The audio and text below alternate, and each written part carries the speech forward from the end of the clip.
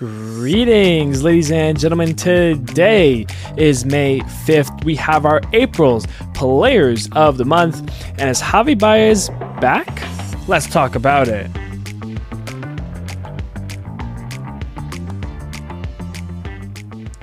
Hello, everybody. My name is Steven. This is the middle of the order. How are we doing today, ladies and gentlemen? We are here for our first edition of the Players of the Month. Of course, we are talking about April as well as March. Technically, I didn't really count March when I was doing my rankings and my picks. I just looked at April because I forgot there was baseball in March for a second there. And I just remembered now that I started talking and I'm not going back to fix everything. So, in case this is your first year listening to me, this first episode, hello, welcome, enjoy.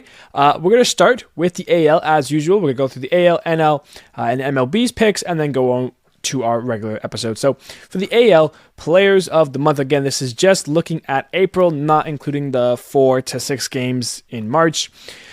So the catcher, I've gone with Cal Raleigh from the Seattle Mariners. He's been great so far early on. A 253 average, 9 home runs, 16 RBIs, 943 OPS as well. He's not only been the best catcher, really, in my mind. He's been easily a top player in MLB so far. He's carrying that Seattle right now to an AL West lead. So for me, Cal Raleigh is the pick there. For first baseman, how about Jonathan Aranda from Tampa Bay? He's got a 269 average, 4 home runs, 12 RBIs, and an 848 OPS. He's been great in helping the Tampa Bay Rays. Christian Campbell for second baseman. I mean, I do a rookie of the year, rookie of the month. He could easily be the rookie of the month here, but he's been that good that he's the best second baseman in the AL currently.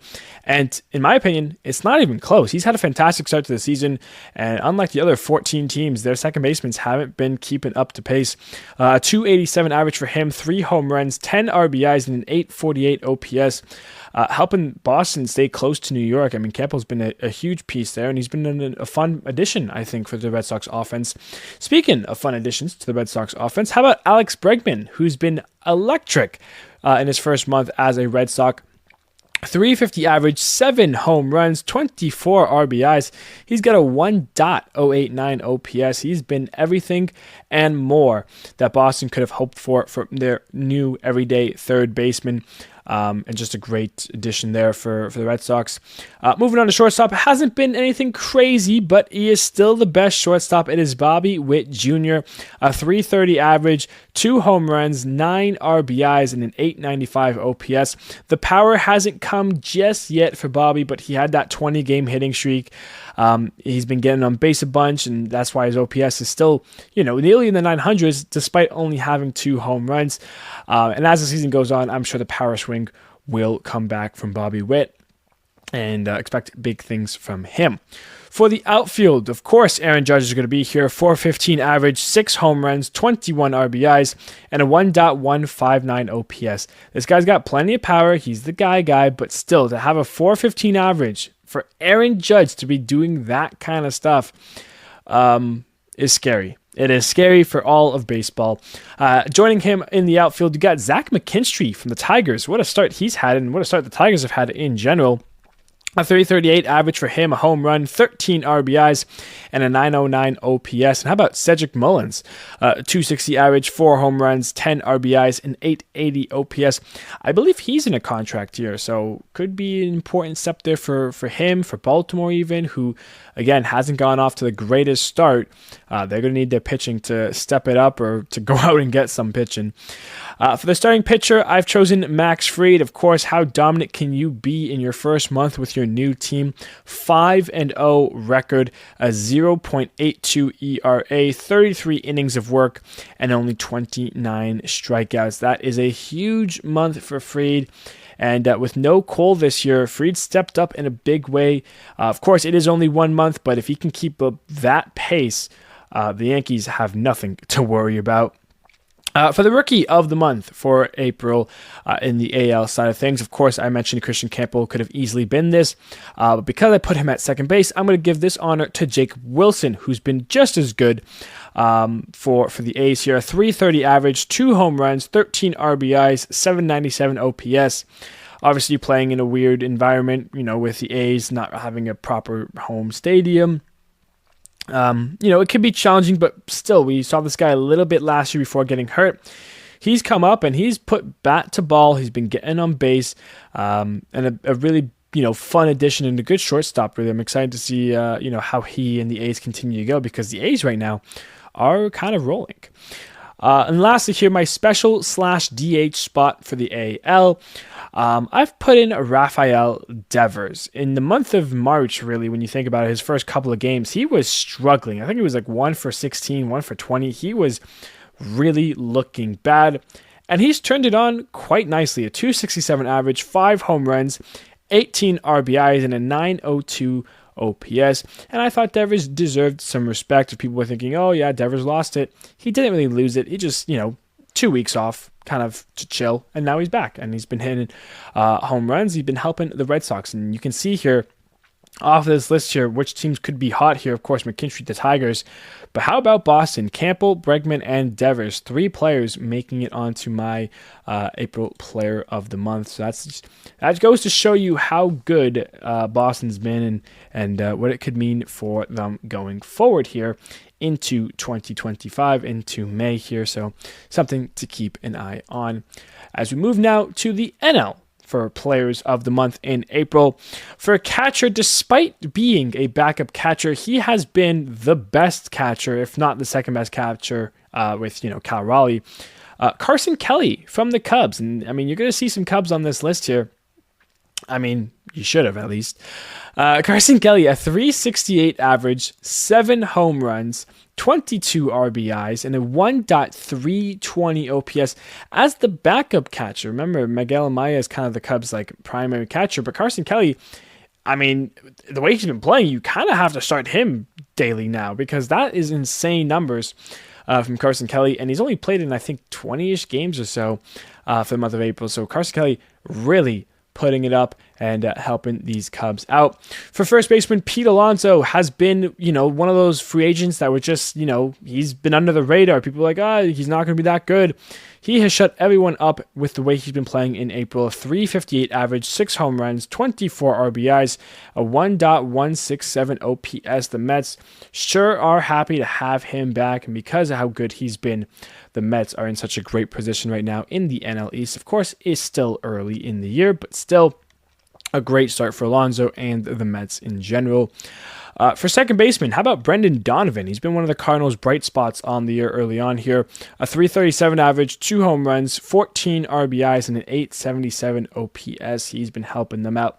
However you can, of course, the Cardinals 4th in the division, not looking too hot. Austin Riley for third baseman. Despite the Braves' struggles, he's been a key piece in keeping them afloat. A 308 average, 5 home runs, 19 RBIs, and an 831 OPS. His power has definitely been inflating some important wins for the Braves, as we will soon talk about. For shortstop, how about Francisco Lindor from the Mets? 339 average, 6 home runs, 15 RBIs, and a 953 OPS. I think Lindor is just an interesting player in how his career has shaped, because I feel like I've seen him and remember him more from his days with the Guardians, because he was just more electric. He was this young top prospect and became this elite shortstop kind of right out of the gate. And now at the Mets, he's taken on this more of a mature, I'm the leader role. And he's not always showcased, I feel like, correctly for the skill level he brings, but he's an everyday player who goes out, gives 110%, and he helps his team win. That's kind of what you want from a guy you're paying over $300 million for. And he's one of those, I feel like he's getting to the point where he's starting to get underrated. I feel like we don't talk about Lindor and what he brings to the game enough. So he's been phenomenal.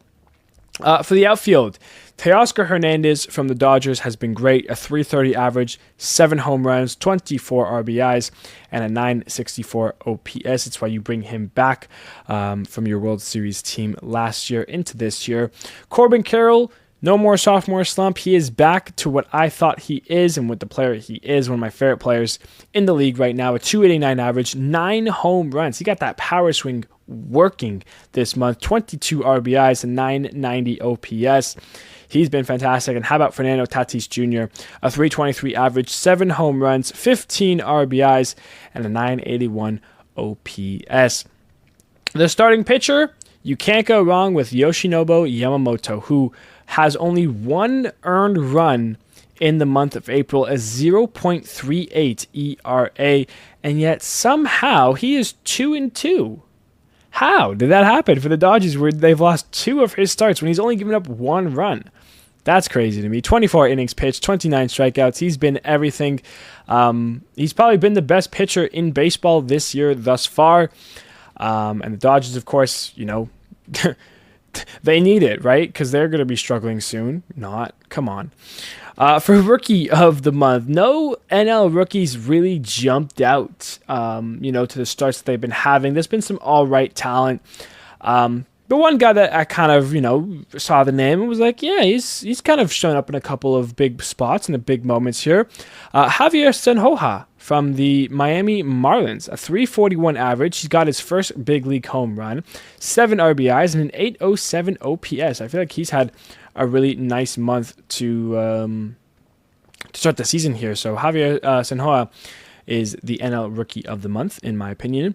And for my special /DH, there's just too many NL players right now playing out of their damn minds because it's really difficult to, kind of just pick 1 or 2 guys. I did struggle, and I picked James Wood from the Nationals because I think what he's done for Washington, deserves to be talked about. A 248 average. He hit 8 home runs, 20 RBIs. He has a 906 OPS. He's been fantastic early on here. But I mean, you could go through the Cubs roster. Kyle Tucker has been great. Pete Crow Armstrong could easily have been, that special /DH guy. Mike Yastrzemski and the Giants have been fantastic. Like, there are so much talent right now in the NL that it's actually hard to kind of pick the top guys. Like, not really, because the top guys are really just outstanding. But, like, there's a huge middle chunk of guys who I feel like we didn't get to discuss because of how much the top guys have stood out. And then you had some other players who just are here because they're the best of their position when they're really there's 10 guys who have played better than them. But despite that, that is your NL Players of the Month, according to myself. And that will bring us to MLB's Players of the Month. So going off of MLB here, the MLB did it where it is March and April. So at least that we have that here. For the Players of the Month, AL is Aaron Judge, and NL is Pete Alonso. As we mentioned, overall, Judge is 427, a 1.282 OPS, 10 home runs, and 32 RBIs, while Alonso's got a 342 average, a 1.124 OPS, 7 home runs, and 28 RBIs. These guys have been killing it. For the pitchers, same as myself, it was Max Fried and Yoshinobu Yamamoto.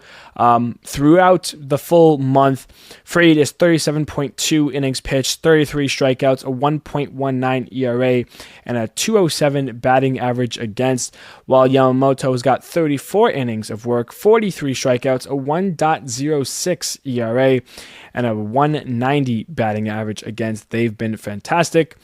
For the Rookies of the Month, AL is Christian Campbell, as I mentioned, 301 average, 902 OPS, 4 home runs, 12 RBIs. He's been great. And then MLB has listed Luis Angel Acuna, I believe is the name there, pronunciation for the Mets, a 288 average, 13 runs, 7 stolen base. He's been quick, he's been helpful, and he is the Rookie of the Month for the NL.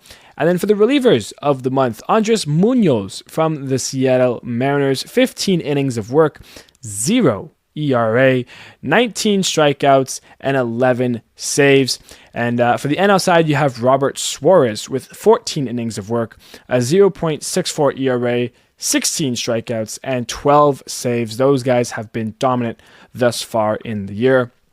For the team of the month here, going for MLB, Carson Kelly's the catcher, Pete Alonso at first base, Christian Campbell at second base, Alex Bregman at third base. Shortstop is Bobby Witt Jr. The outfield is Aaron Judge, Corbin Carroll, and Fernando Tatis Jr.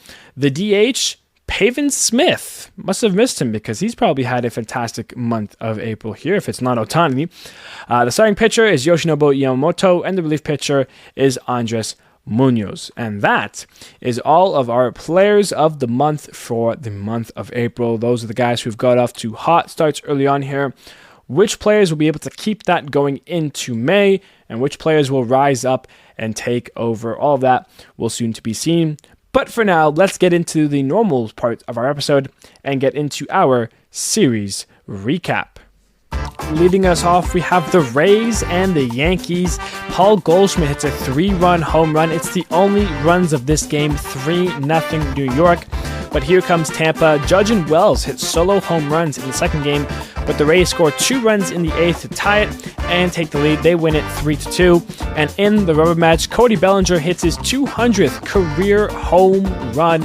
Jonathan Aranda hits a home run for the Rays. Tampa and the Chandler Simpson speed, 7-5. The Rays take 2 of 3 from the Yankees.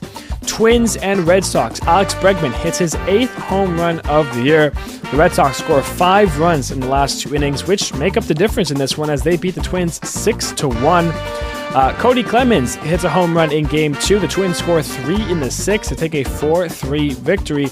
And then Buxton goes deep in the final game. The Twins hold on and take 2 of 3 against the Red Sox. They win that last game 5-4. Rays and Oilers. The Rays, what? Did I say the Rays and the Oilers? The Royals and the Oilers. Ryan O'Hearn in his home run helps Baltimore take the first game 3-0. And it's the Royals and a multitude of guys as Kevin Biggio, Kyle Isbell, and Vinny Pasquantino go deep for the Royals. 4-0 Kansas City. And our other match, well, let's just say it was home runs aplenty. Maikel Garcia hits 2 home runs. Jackson Holliday hits 2 home runs. Jonathan India, his first as a Royal. Cedric Mullins, Ryan O'Hearn, Bobby Witt Jr., Vinny Pasquantino, Luke Maile, Michael Massey, all hit home runs. These 2 teams tie the MLB record for most solo shots in a game with 10. And in total, there was 11 home runs hit. The Royals win 11-6. Powerful game with plenty of bombs there. They take 2 of 3 from Baltimore. Guardians taking on the Blue Jays. Santana and Bo Naylor get some home runs early on for the Guardians, but Springer goes deep. And then Nathan Lucas hits a go-ahead double in the 8th. The Blue Jays take the opener 5-3. Bo Bichette finally gets his first home run of the year. I called it, by the way, but it doesn't matter because Daniel Schneemann is the guy that does damage in this game. He hits a solo shot in the 8th to get the Guardians on the board, and then when they're down to their last strike with their bases loaded, Schneemann hits the grand slam. A 2-homer day for Daniel Schneemann, gets all 5 RBIs, and he's the reason the Guardians win this one 5-3, and that carries into Sunday with the momentum to a 5-4 Guardians win. They take 2 of 3 from Toronto. The Astros and the White Sox. The White Sox debut their new City Connect jerseys in relation to the Chicago Bulls. Luis Robert hits a home run, and it's a 7-3 White Sox win. But hold the phone because it's the Jake Myers game. He goes 4 for 4 with 4 extra base hits, 2 home runs, a double and a triple, 7 RBIs for Jake Myers, 8-3 Astros in that second game. What a game for Jake Myers. And the White Sox, they get lucky in the third game. They were down 4. They score 5 runs in the 5th and 6th inning to come back and then get helped out as the game would end prematurely with the rain. It's a 7-inning game, and the White Sox win it 5-4, and they take 2 of 3 from the Astros. Tigers and Angels for a 4-game series, and this is what I'm talking about, these Detroit Tigers, man. Baez, Torres, Dingler, Torkelson, they all go deep for Detroit. And how about Javier Baez, the center fielder? He robs a home run. 10-4 Tigers win that game. They come back. Zach Neto and Trey Sweeney, hit solo shots in this game. It's 1-1 through 8. We enter the 9th inning, and the Tigers drop 8 runs in the 9th inning, home runs from Riley Green, followed by a back-to-back shot with Colt Keith. Later on, it's Javier Baez. And in case it wasn't enough, Riley Green hits a second home run in the inning. 4 home runs, 8 runs. The Tigers take a 9-1 victory. The Angels do get a game, though. They score 4 runs in the 6th in the 3rd game to elevate them to a win as they take one from the Tigers 5-2. And on that last day, it's Colt Keith again. It's Trey Sweeney again. It's Kerry Carpenter who go deep. These Tigers, man, they're fun, and they're leading the Central 13-1. They put on an absolute show against the Angels, taking 3 of 4 from the Halos. Mariners and Rangers now. The Mariners are hot in the streets. They're 13-1 game here to open the series. Big dumper, Cal Raleigh, a 2-homer game for him, including a grand slam. And how about a Julio bomb for him to help out as well? 13-1 there. J.P. Crawford gets a home run in the second game.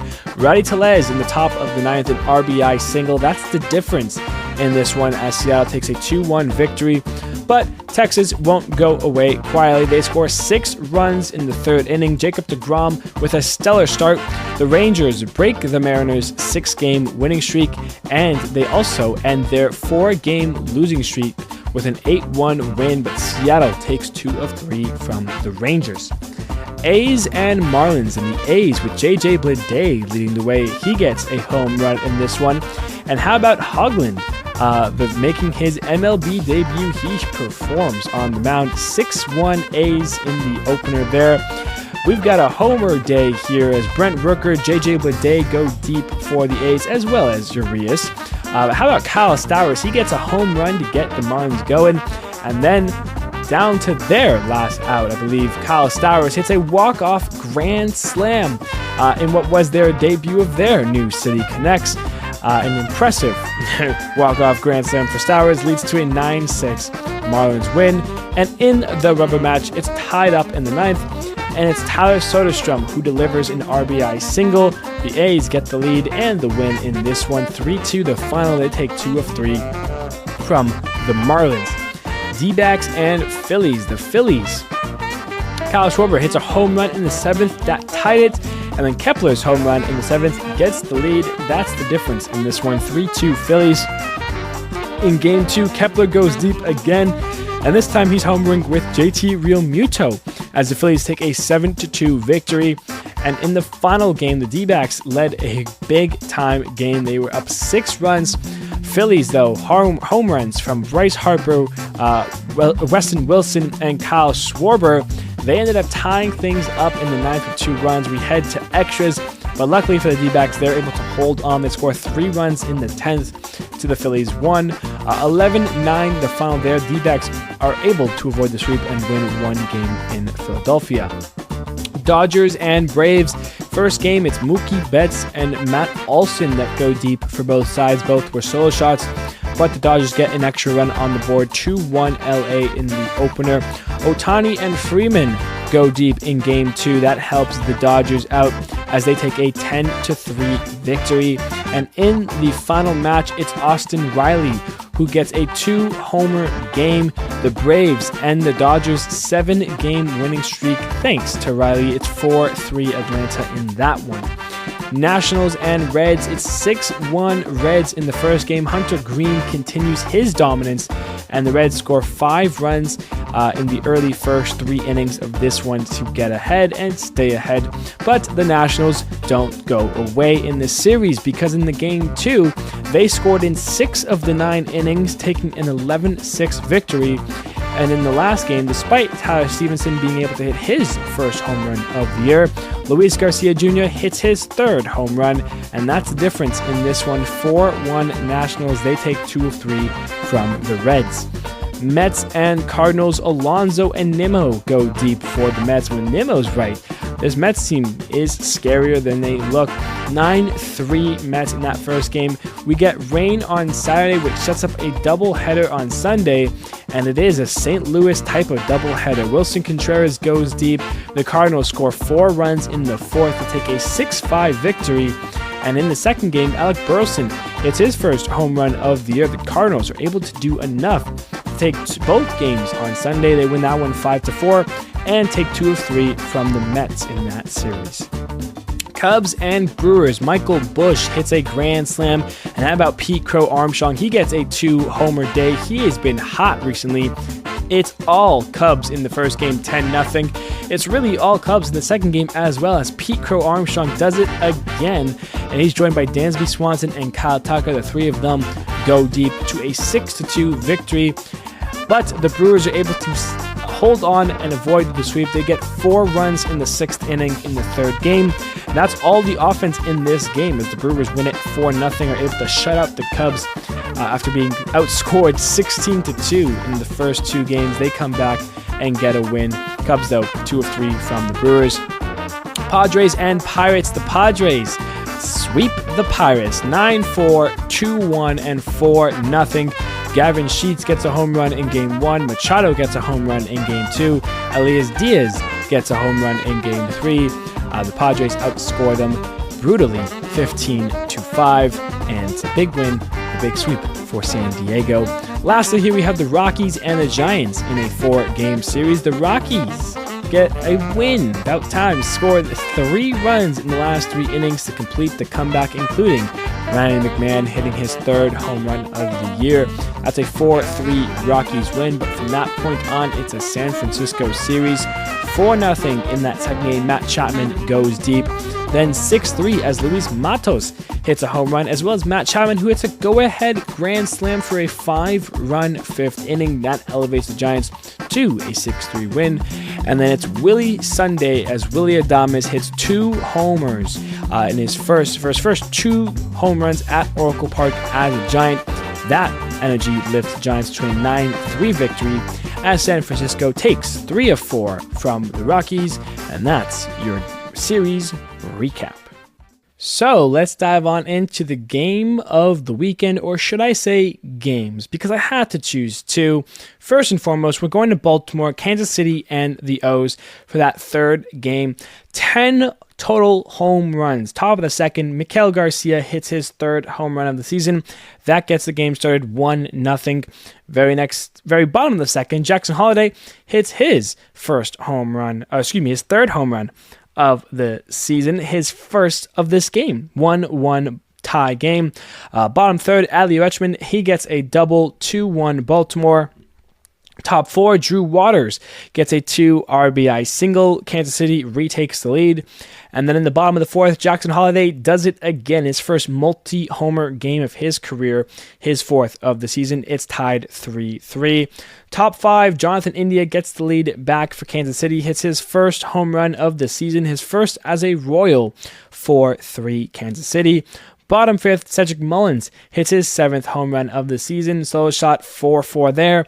And then Ryan O'Hearn follows him with his 7th of the season, 5-4 Baltimore. Top 6, Miguel Garcia goes deep for the 2nd time in this game. 5-5, we're all tied up.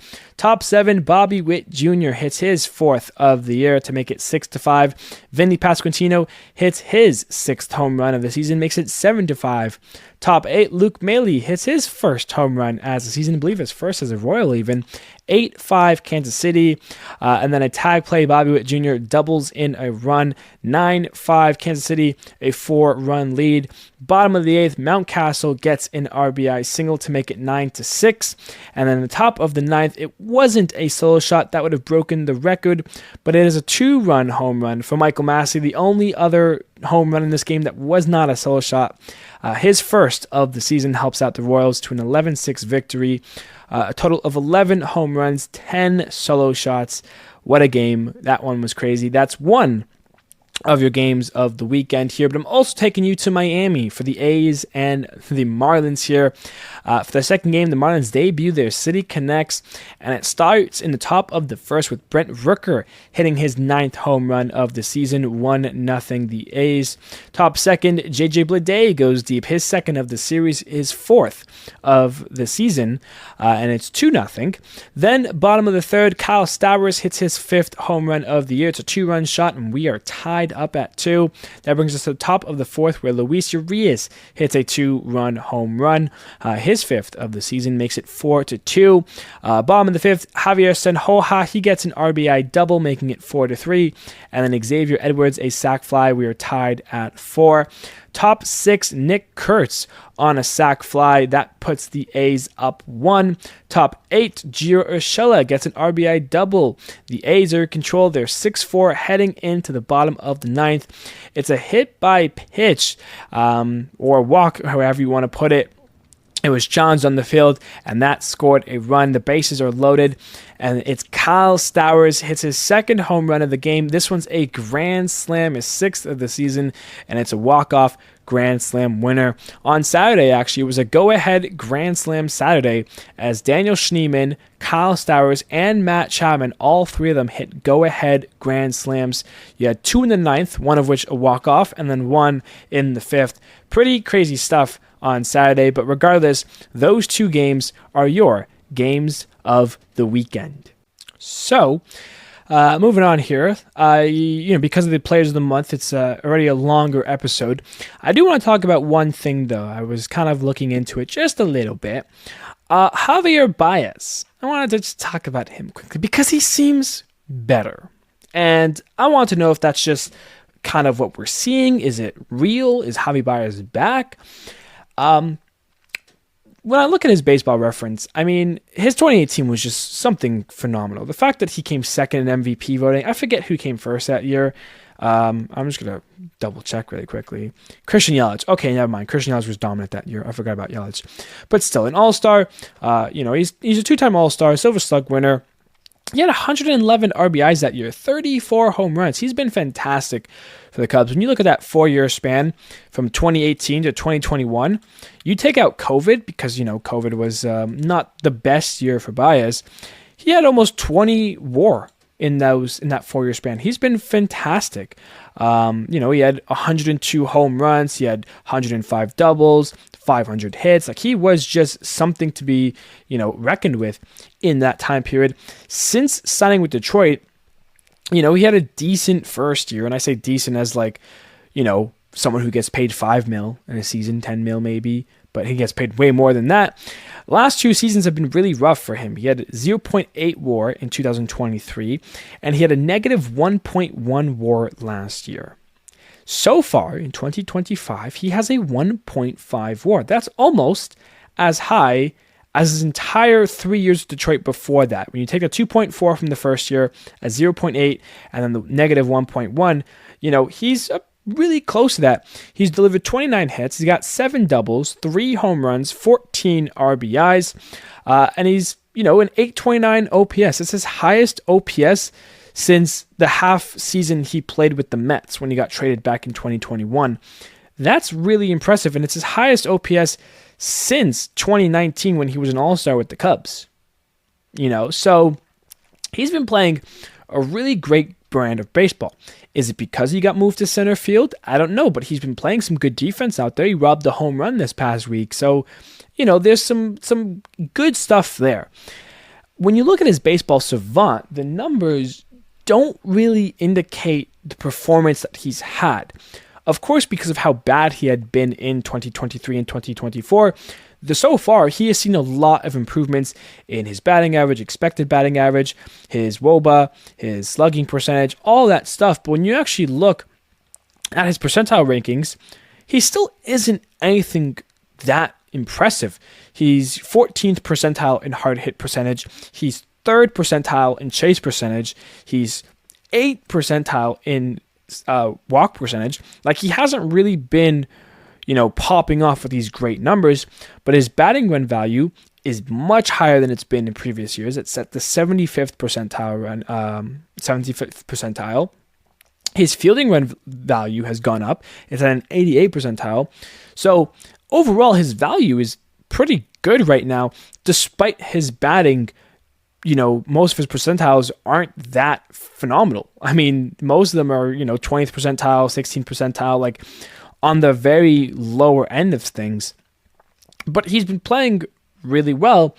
The numbers don't back it up, though. So is he getting lucky, or is this just the start for Javier Baez? Of course, this is a big thing for the Tigers because they have him out there in center field because they got Sweeney, and they don't want to move Sweeney away from shortstop, and they don't want to bench their 20 mil plus AAV superstar player they signed.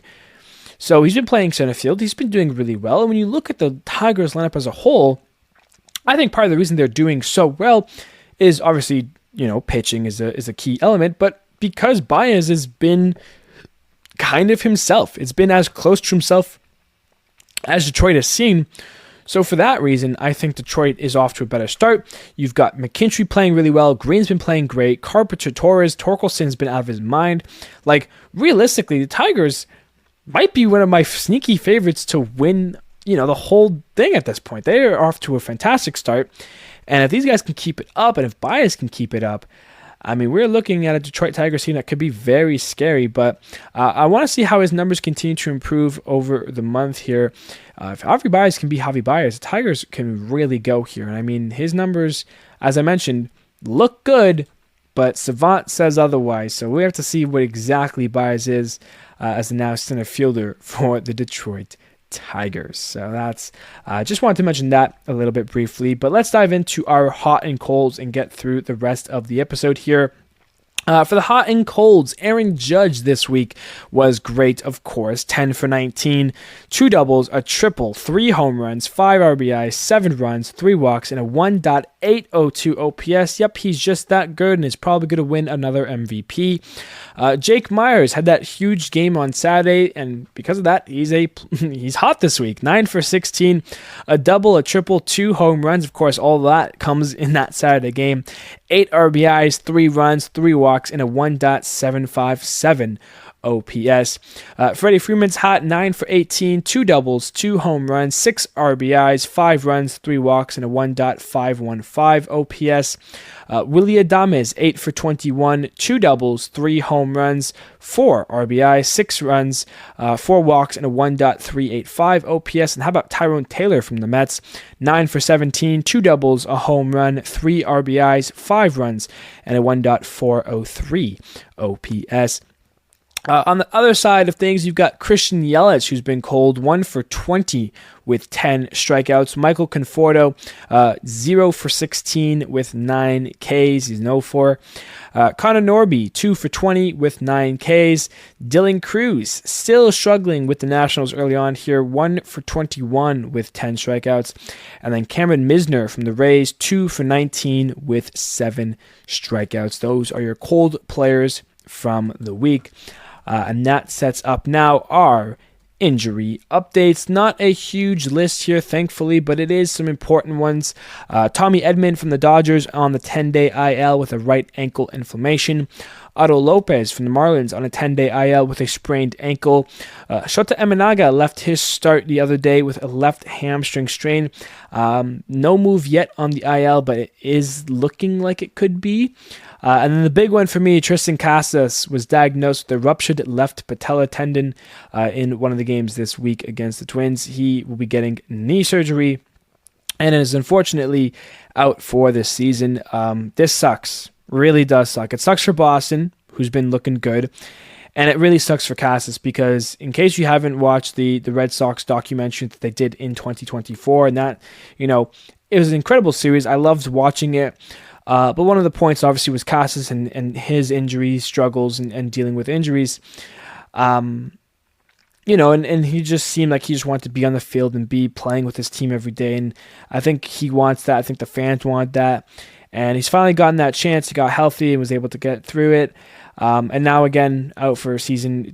I feel so bad for Casas, and hopefully a speedy recovery because, I want him to be healthy. I want him to be with the Red Sox and playing well. And, I feel like these injuries are really starting to derail his, what could have been a promising career for Casas. So, again, hopefully a speedy recovery for him, but he is unfortunately out for the season.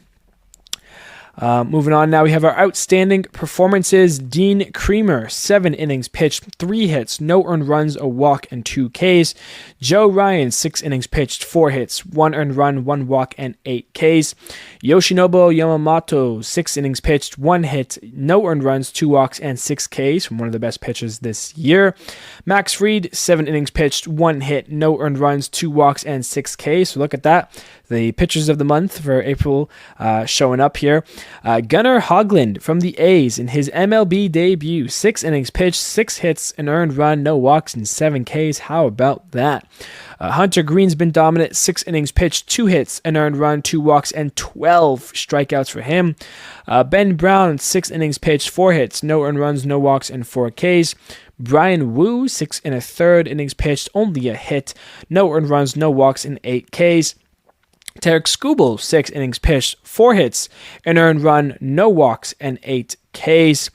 Aaron Nola, 6 innings pitched, 4 hits, no earned runs, a walk, and 8 Ks.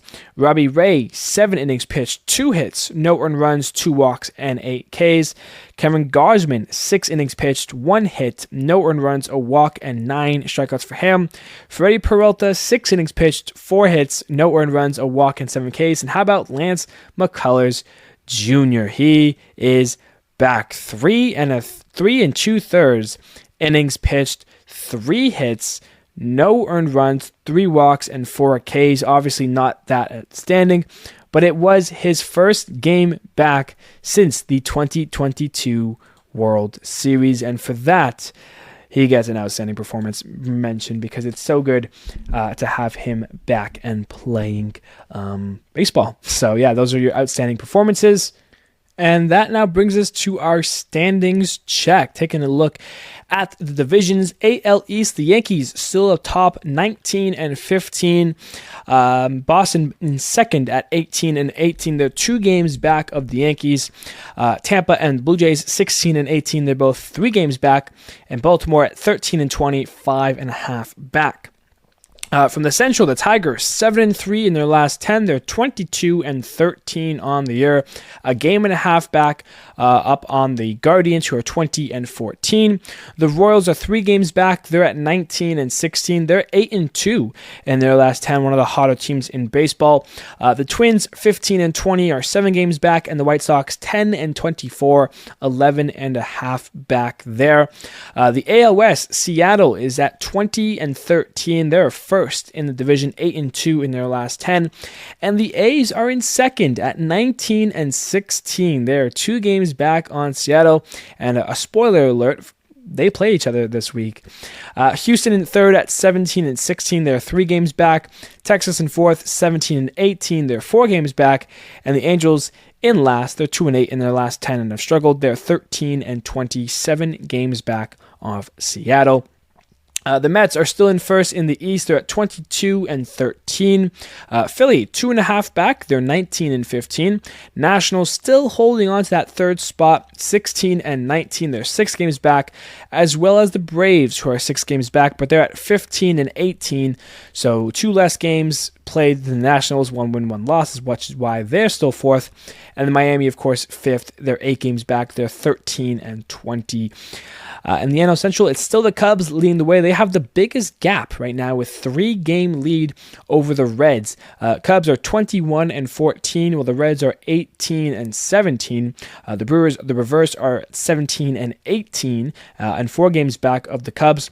Cardinals are 16-19 with a 5 games back, and the Pirates are 12-23, 9 games back for the Cubs currently.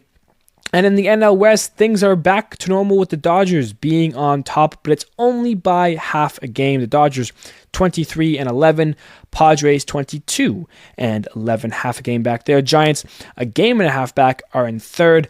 They're 22-13, and the Diamondbacks have taken a bit of a step back. They're 5 games back, playing above average baseball, slightly average baseball. They're 4-6 in their last 10 and are starting to slip away from the Giants and the Diamondbacks. And the Rockies are 6-28, 17 games back, and not looking like anything besides breaking a record. 6-28 is crazy. Lastly here now, we have our upcoming series for the week here. Going into that, we've got the Padres in New York take on the Yankees, Phillies at Rays, Rangers at Red Sox, Oilers at Twins, White Sox at Royals, Blue Jays at Angels, Mariners at A's, Guardians at Nationals, Dodgers at Marlins, Reds at Braves, Astros at Brewers, Pirates at Cardinals, Giants at Cubs, Mets at D-backs, and the Tigers at the Rockies. Ladies and gentlemen, that is going to do it for our episode here today. Thank you so much for clicking on this video. If you're on YouTube, if you're on podcasts, Spotify, Apple Music, etc., I appreciate you all. Thank you, everybody, so much, and I will see you on Friday.